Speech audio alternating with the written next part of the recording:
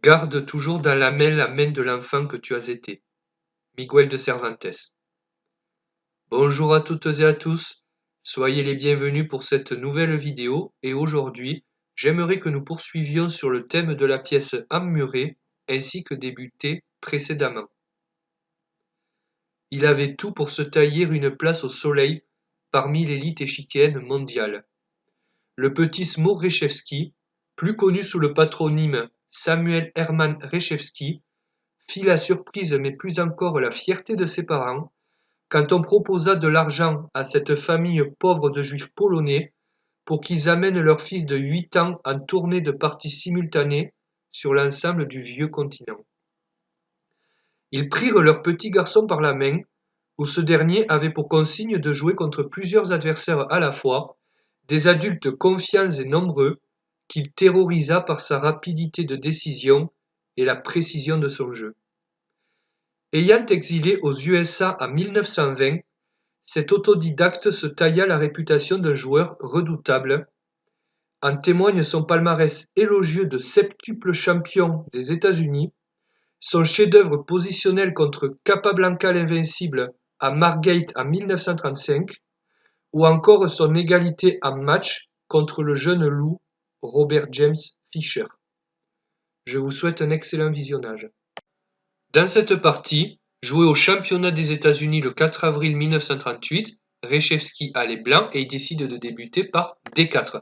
Donc, pour ce qui est des premiers coups, je vais les passer en vitesse puisque je les ai déjà analysés dans des vidéos précédentes, donc je vous invite à vous y référer. Cavalier F6 a été répondu par George Nelson Treisman, avec l'idée toute simple de venir empêcher E4, et ensuite C4, E6, donc j'ai déjà, comme j'ai dit, évoqué ces coups. G3 a été joué. Donc G3, ça c'est un nouveau coup, donc je vais m'y attarder un peu plus évidemment. Donc c'est l'ouverture qu'on appelle ouverture catalane. Et pour la petite anecdote, en 1929, il y a eu un tournoi, un fort tournoi organisé à Barcelone et un très fort grand maître qui s'appelait Savieli Tartakover, qu'on connaît plus sous le nom de Xavier Tartakover, a promis aux organisateurs d'inventer une nouvelle ouverture et donc il a choisi dans une de ses parties cette configuration D4, C4 plus G3 avec l'idée de mettre le fou en fianchetto et de venir taper sur la grande diagonale blanche et donc on a appelé ensuite cette ouverture l'ouverture catalane. Voilà, donc maintenant vous le savez. Fou B4, ici, échec, a été joué. Alors, il y a plusieurs coups qui sont possibles. Il y a évidemment Fou E7, développement modeste avec Roc à suivre. Il y a le coup D5 pour venir prendre appui au centre directement. Pourquoi pas le petit coup B6, mais ici, le coup qui a été choisi, c'est Fou B4 échec, qui est un bon coup, qui vient directement attaquer le roi. Donc, il faut savoir quoi faire contre ça. Donc il existe soit le coup cavalier C3, mais le cavalier se retrouverait cloué, soit cavalier D2, mais peut-être que le fou, eh bien, il se retrouverait un peu en dehors du jeu. Et sinon, il y a le coup qui a été choisi, fou D2, mais l'idée des noirs, c'est quoi? Eh bien, c'est d'avoir contrarié le développement de ce fou, puisque ce fou, évidemment, préférerait l'avoir sur G5 pour clouer le cavalier à la dame, ou même F4, voire même un fianchetto en B2, mais sur D2, il est plutôt passif. Et après, il existe aussi le coup fou E7 pour ensuite pouvoir dire, eh bien, j'ai juste mis ce fou sur une case plutôt mal placée, et en fait, je vais continuer mon développement normalement, et j'ai fait perdre un temps au blanc, plus ou moins. Ok? Donc, fou E7 est tout à fait possible, de même que le coup A5, mais je ne vais pas m'attarder sur la théorie. Le coup Dame 7 a été joué avec l'idée, je sors une pièce, en l'occurrence la dame qu'on n'aime pas sortir trop tôt, mais ici elle est bien tranquille dans son camp et elle vient protéger le fou en B4 et un roc pour être à suivre rapidement. Donc maintenant fou G2, on continue notre développement sans perdre de temps, on vient taper sur la grande diagonale blanche avec le fou, de même que sur les cases centrales E4 et D5. Maintenant, petit roc, tout à fait logique, et cavalier F3 pour préparer le roc, tout en développant une pièce pour venir taper sur les cases centrales noires E5 et D4. Ok, maintenant il a joué D5, donc jusqu'ici vous voyez que les deux joueurs ils respectent tout à fait les principes de l'ouverture, et maintenant il a joué Dame C2, alors il développe la dame plutôt que de faire le roc, mais pour une raison toute simple, c'est que eh bien, son pion est attaqué, donc il vient sortir sa dame, lui aussi sur une petite case, enfin il reste dans son camp, et il vient contrôler E4, il contrôle C4, et le petit roc est à suivre. Ok, et maintenant, cavalier E4 de la part des noirs. Alors le coup est un peu discutable, quoique encore pas très mauvais. L'idée c'est de venir mettre une pièce bien développée sur une forte case centrale, d'où on attaque le fou des deux qui est cloué. Donc jusqu'ici ça va pour les noirs, il n'y a pas vraiment grand chose à dire, encore que on aurait peut-être préféré sortir notre cavalier ou B6 pour sortir notre fou. Reshevsky maintenant il a joué petit roc, tout à fait logique. Et c'est ici que les problèmes des noirs vont commencer, enfin ils ne vont pas tout à fait commencer, mais c'est ici qu'ils vont commettre leur première imprécision, qui fait que toute leur position au fur et à mesure va se détériorer. Ils ont joué cavalier prend D2. Alors, si vous avez vu la partie entre Capablanca et Winter, vous comprenez qu'il s'agit ici d'un mauvais coup puisqu'on l'avait vu dans la partie de Capablanca. Le fameux cavalier prend F6, échec, dame prend F6 permettait de développer avec gain de temps la dame noire. Et bien ici, le cavalier vient s'échanger contre le fou passif alors que ce cavalier rayonnait sur 4. Donc ça, c'est absolument pas recommandé. Et on comprend, après cavalier prend D2, et bien que les noirs ont échangé une de leurs pièces non seulement bien placée, mais développée, contre une pièce passive chez les blancs, et en plus le cavalier peut sortir avec gain de temps. À qui profite cette opération? Évidemment, aux blancs. Alors, on peut argumenter en disant que oui, les noirs ont fait main basse sur la fameuse paire de fous, et qui vont essayer de l'exploiter. Donc on pourrait se dire pourquoi pas. C'est une idée. Mais le problème, eh bien, c'est que après C6 vient bétonner le centre et E4 de la part des blancs pour continuer à annexer de l'espace et venir viser la structure de pion des noirs au centre, eh bien fou prend D2 a été joué et là on voit que c'est un peu le coup de trop puisque après cavalier prend D2, que voit-on? Les noirs avaient une petite avance de développement et là c'est les blancs puisque une pièce est développée chez les noirs contre 3 chez les blancs, donc ça il n'y a pas besoin d'être un fort joueur pour le comprendre, c'est de la logique pure. Et en même temps, les blancs ont un avantage d'espace puisqu'ils ont 3 pions qui jouent sur leur 4e rangée, tandis qu'un seul pion noir joue sur la 5e rangée, c'est-à-dire la 4e rangée des noirs. Donc il y a un avantage d'espace pour les blancs et une supériorité dans le développement. Donc ça, ce n'est que le début, vous allez voir que ça va être de pire en pire. Donc maintenant, qu'est-ce qu'il a fait? Il a voulu éviter soit des prises, soit une avancée avec annexion de plus d'espace, et il a joué D prend E4. Oui, on peut comprendre l'idée, mais le problème c'est que maintenant, cavalier prend E4 est répondu, et ce cavalier qui était là encore pas super bien placé en D2, quoique pas trop mal placé non plus, mais pas top en D2, et bien maintenant il vient se centraliser avec gain de temps puisqu'il reprend le pion, et qu'est-ce qu'on voit? Et bien les blancs ont déjà obtenu une très bonne position au sortir de l'ouverture, sans avoir eu à forcer, tout simplement, ils ont profité des imprécisions de leur adversaire, et on va voir qu'à partir de là, Reshevsky va dérouler, jusqu'à mettre le pauvre George Nelson Treisman très bas, jusqu'au point où il abandonnera. Donc, cavalier D7 maintenant a été joué par les noirs, avec l'idée évidemment de venir sortir les pièces et peut-être de venir attaquer ce cavalier bien placé en E4. Et maintenant, il a joué un très fort coup, Reshevsky, mais que moi, honnêtement, je n'aurais jamais osé jouer. Moi, je me serais dit, que faire dans cette position? J'ai un très fort fou de case blanche. Eh bien, je vais essayer d'ouvrir le jeu et faire parler ce fou qui va être monstrueux, de même que je vais ramener mes tours que je vais centraliser, et ça devrait bien se passer. Sauf qu'en fait, il a joué un coup totalement différent que, encore une fois, je n'aurais jamais osé jouer. Il a joué C5. Et pourquoi je vous dis que j'aurais jamais osé le jouer? Tout simplement parce que j'aurais peur de cavalier F6, cavalier D5, qui vient centraliser le cavalier plus ou moins gratuitement. Mais évidemment, Reshevsky a une idée. La première, on va le voir un peu après, c'est de mettre le cavalier sur D6 d'où il sera extrêmement puissant. Et surtout, eh bien, contre cavalier F6, cavalier D5, quand il aura joué cavalier D6 avec les blancs, il souhaitera fou prend cavalier D5 et jouer avec le bon cavalier contre le mauvais fou qui se trouve un peu derrière ces pièces. Et vous le voyez, l'important, ce n'est pas les pièces qui s'en vont, tous les entraîneurs vous le diront, c'est le matériel qui reste. Si on arrive à échanger ce cavalier contre ce fou, même si lui paraît pas très bon et lui paraît très bon, eh bien on aura un très fort cavalier qui jouera contre un très mauvais fou, et on n'aura pas non plus trop à craindre sur les cases blanches pour les blancs, puisqu'on aura nos pièces pas très loin du roi, et en plus on aura l'avantage d'espace et une très bonne activité des pièces, et ça devrait très bien se passer. Ok, donc E5 a été joué avec l'idée évidente de venir saper le pion en D4, et qu'a joué Reshevsky, D prend E5, cavalier prend E5, et maintenant tour F1. Et vous voyez un coup très simple qui vient mettre la pression sur la colonne E ouverte pour la tour. Vous savez qu'on met nos tours sur les colonnes ouvertes. Ça, c'est un précepte que vous devez absolument vous approprier.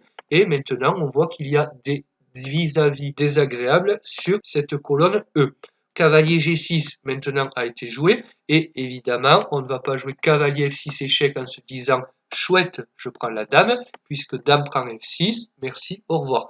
Donc évidemment, Reshevsky, à son niveau, il n'a pas joué ça, et il a joué le coup cavalier D6 dont je vous parlais précédemment, avec l'idée de mettre un cavalier sur cette sixième rangée, et un cavalier placé comme ça, avec un pion qui le protège, qui l'empêche d'être pris, eh bien on appelle ça une pieuvre, puisqu'on imagine qu'il s'agit d'un monstre qui, vous le voyez, vient jeter ses tentacules dans tout le camp noir, en venant presque à lui seul paralyser tout le camp des noirs. Et à noter que, évidemment, maintenant, on a un avantage d'espace énorme, et cette découverte sur la dame n'est pas pour arranger les noirs qui ont joué dame C7. Et maintenant, si on regarde déjà un peu cette position, on voit que les blancs ont l'avantage de développement, ils ont un avantage d'espace, il n'y a qu'à voir ce pion et ce cavalier magnifique en D6 pour voir que ça ne va pas pour les noirs, et on a en plus les pièces mieux placées, puisque la tour, à tout moment, on attendra le bon moment, mais à tout moment,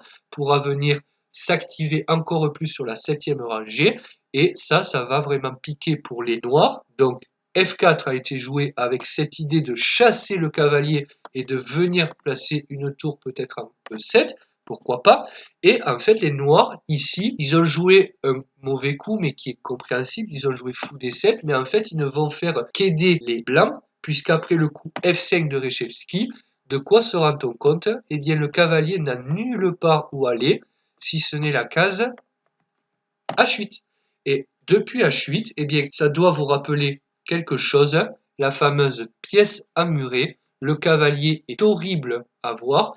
Et depuis cette case, eh bien, je vous l'avoue, pour rien au monde, je ne voudrais cette position, croyez-moi ou non, mais il ne va plus jouer de la partie. Reshevsky, maintenant, il va commencer par jouer tour E7, donc il vient clouer latéralement le fou, puisque derrière se trouve la dame, et il active encore un peu plus sa tour qui maintenant rayonne. Donc évidemment, un coup comme F6 pour essayer de libérer le cavalier ne serait pas bon à cause de dame B3 échec, et après on voit qu'on va perdre du matériel, d'accord? Donc évidemment on ne va pas s'amuser à jouer F6, mais à la place il a joué le coup B6, et le coup B6 vient saper les fondements de la pieuvre en C5, avec l'idée que si on prend le pion, le cavalier va tomber. Et ça, évidemment, on ne le veut pas, raison pour laquelle il a joué B4, action-réaction, on attaque le pion, on le protège. Et en fait, Reshevsky, il a une idée encore plus fourbe que ça, de simplement protéger son pion par son propre pion, c'est qu'en fait, après B prend C5, il a joué dame prend C5, en fait, il va prendre de la dame, qui a le mérite de toujours protéger évidemment le cavalier, mais en même temps, en plus d'exercer un clouage latéral, il va exercer un clouage sur la colonne C, et ce pion est cloué, raison pour laquelle on aimerait jouer B5 à un moment. Donc tour à D8 de la part des noirs qui essaient de s'activer comme ils peuvent et protéger leur fou. Et B5. Et vous voyez qu'un fort joueur comme Reshevsky, il ne perd pas de temps et il va au plus direct. Donc essayez d'être comme ça dans vos parties, essayez de tricoter le moins possible, vraiment aller au plus direct. Alors ça nécessite beaucoup de compréhension positionnelle et pas mal de calculs, je suis d'accord, mais forcez-vous à toujours chercher le coup le plus précis. Donc évidemment, la prise n'est ici pas possible, sinon on prend la dame, et dame B8 a été jouée avec l'idée que on ne peut pas prendre le pion, ou plutôt on peut, puisque évidemment on gagnerait le fou comme ça, mais après il y aurait tour prend, dame prend et dame prend. Bon, on n'irait pas jusque-là, bien évidemment, mais l'idée c'est qu'on se vengerait sur le cavalier, et vous voyez, on se serait débarrassé de notre mauvais fou D7 avec les noirs pour prendre cette pieuvre qui est une épine dans notre pied depuis tout à l'heure. Donc ça, ce serait très bon pour les noirs. Évidemment, Reshevsky l'a vu et il n'a pas pris le pion. Il a donc joué le coup A4 à la place, bien protéger le pion pour l'instant, d'accord? Et maintenant, C prend B5 a été joué. A prend B5, fou C8, un coup qui vient taquiner le cavalier. Donc faites toujours attention, même si vous jouez la masterclass de votre vie, faites bien attention à la tactique. Le cavalier est ici attaqué. Est-ce qu'on fait cavalier prend fou? Évidemment que non. Qu'a joué Reshevsky? Il a joué tour C7 et la tour vient interrompre la connexion de la dame sur le cavalier.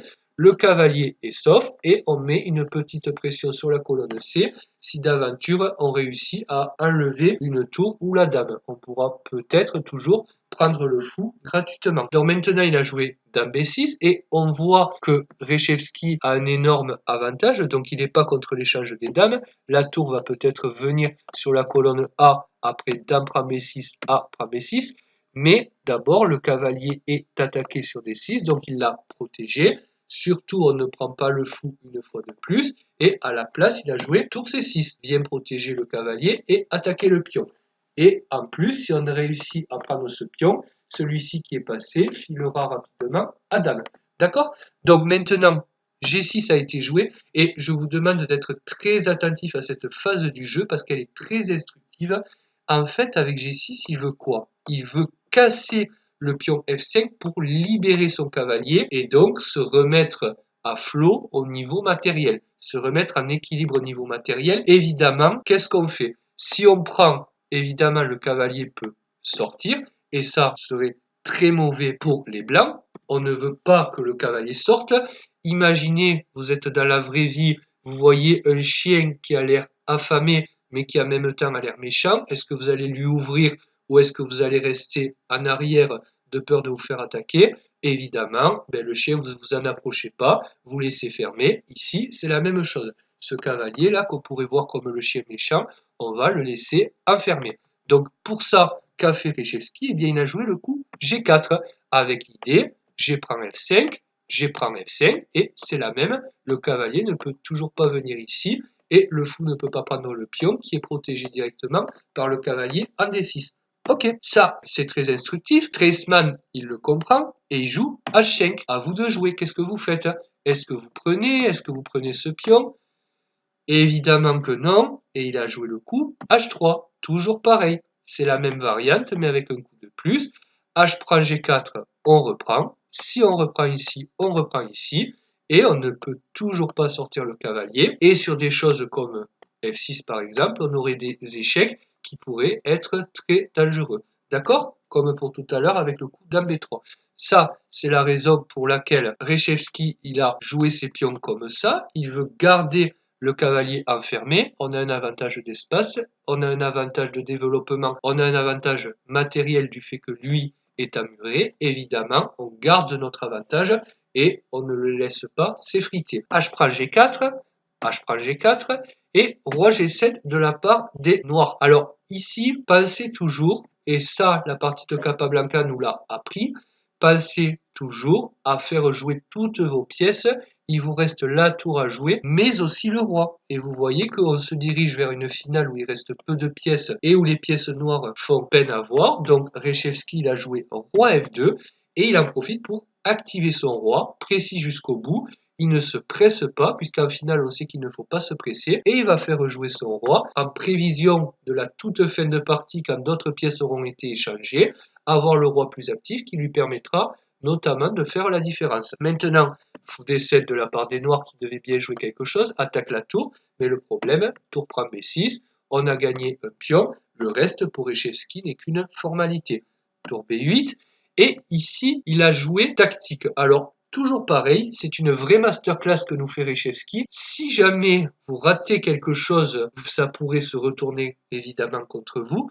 Et ici, Reshevsky n'a pas oublié la tactique malgré qu'il masse son adversaire et il a joué un très fort coup, F6 échec. On peut sacrifier le pion et les noirs se disent « ma foi, je peux le prendre ».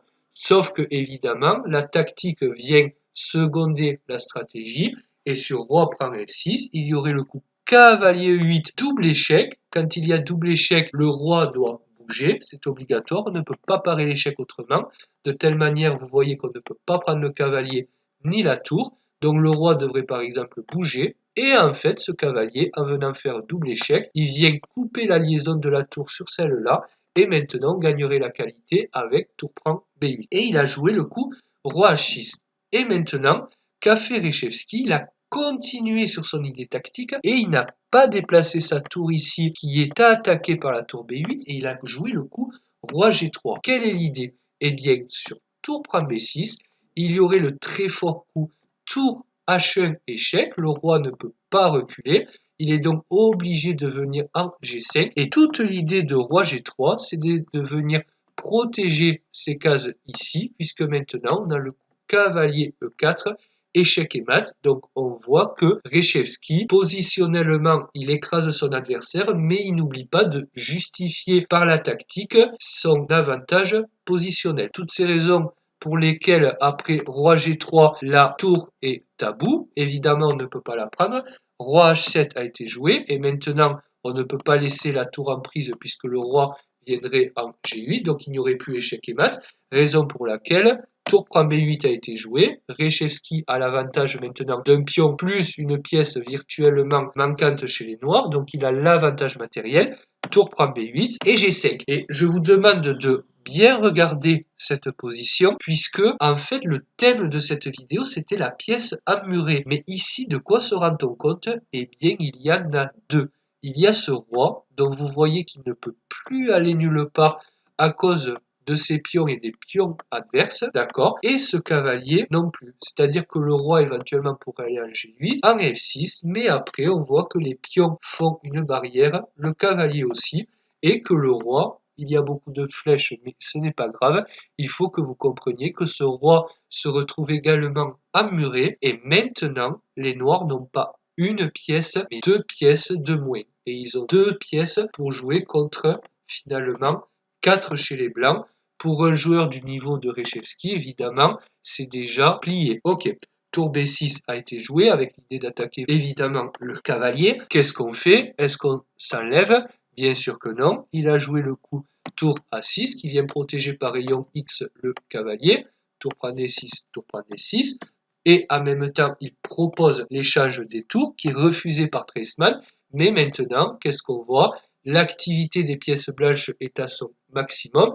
Le pion B5 est bien avancé, il est passé et très dangereux. Donc, ce n'est maintenant plus qu'une question de temps. Tour C6 a été joué pour échanger les pièces. Évidemment refusé par Treisman qui vient en F5 avec un petit espoir. C'est cavalier prend F5 en se disant « je peux me permettre d'échanger les pièces ». Eh bien, est-ce qu'il faudrait faire ça? Bien sûr que non, puisque maintenant, vous libérez la case G6 au cavalier et au roi noir. Et maintenant, vous remettez de cette manière-là les noirs à flot, même si c'est très mal engagé pour eux. Ça, ce serait une grosse faute et le jeu de Reshevsky est très instructif. Après fou F5, évidemment, il n'a pas pris.